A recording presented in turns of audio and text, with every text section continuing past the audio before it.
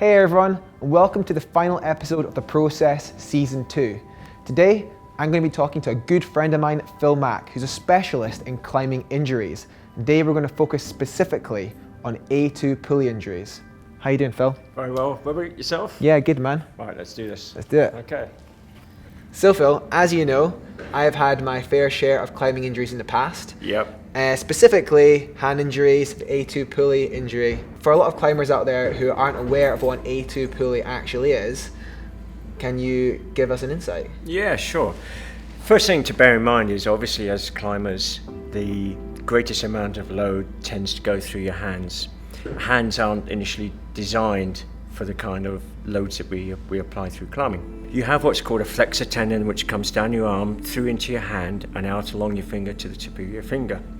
You have a series of pulleys. There are basically 9 pulleys in the finger, in each of the fingers, okay, that create between them a tunnel for the tendon to run through. In particular though, the A2 pulley, which is more or less where my finger is there, okay, gets 3 to 4 times a greater load on the finger when we're crimping when climbing. Yeah. Firstly, the A2 pulley is the most common injury that we certainly see in our clinics and probably worldwide in terms of climbing injuries. The body has good blood supply to their muscles. Mm-hmm. Unfortunately, the fingers don't have a good supply, so their development is much slower. They're using the crimp, especially the closed crimp position, as opposed to an open crimp, and that again puts 3 to 4 times more load onto that pulley than any other part of the finger.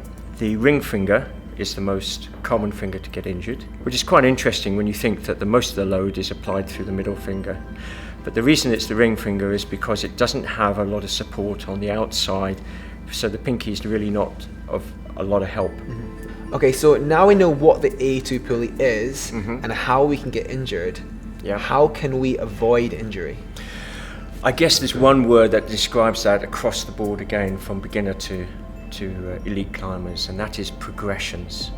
Making sure that you progress at the level that your fingers are going to cope with. For beginners, they've got to remember that their fingers will be the slowest to generate strength. It takes 1 or 2 years to do that.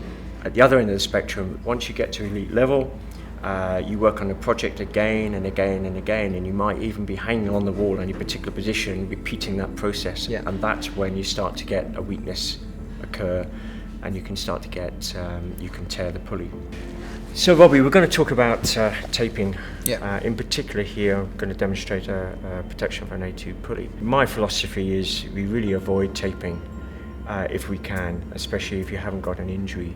Primarily because you actually want to strengthen the fingers, over a period of time, and if you're using tape, you're going to stop that process, which is an important part of your development in climbing. Okay, but there are occasions where perhaps you're pushing your boundaries a little bit further, or you're getting a little bit of an ache in your fingers, and you just want to protect it, or after you've had an injury, you want to make sure that you're not going to injure it any further. There are 2 types of ways to do this. One is called an H-type tape, but the one I'm going to show you today is called a more crucifix protection. So first thing we do is we diagonally place the tape across where the A2 pulley is. Okay, if you bend your finger a little bit, that's it, just to get a little bit of flex available there. And then just to reinforce that area, I put 2 circular pieces of tape on. It's important to obviously have a good support, but not to cut off blood supply. So just make sure, once we've got this on, that you can still flex the fingers. Okay, so I understand that there's 2 different types of injuring your finger. Yeah, that's right. There's the explosive injury where you jump and you grab a hold and it's a sudden exertion of force onto the A2 pulley that injures it. And then there's the more gradual static load, which the more repetitive nature of the hang that injures it over time. Yeah, Robbie, that's absolutely right. And quite often one can lead on to the other. So let's say you're working on a project and you've been hanging for a long time trying to work out the next move.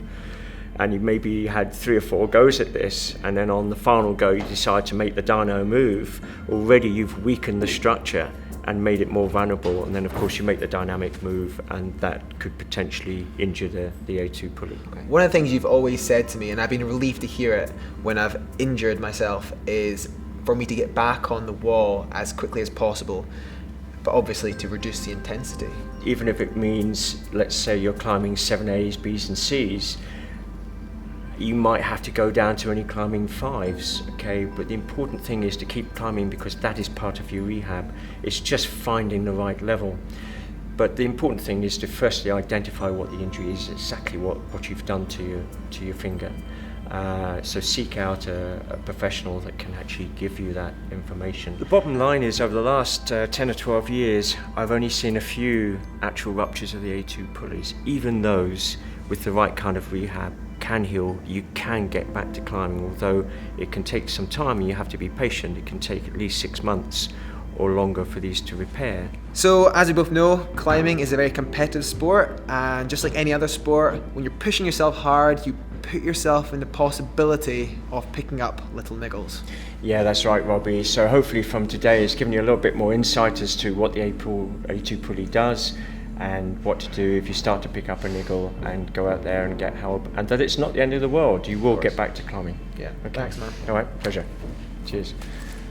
I hope you've enjoyed watching this episode of The Process Season 2. For more detailed information on the topics discussed in this episode, then follow the link in the description.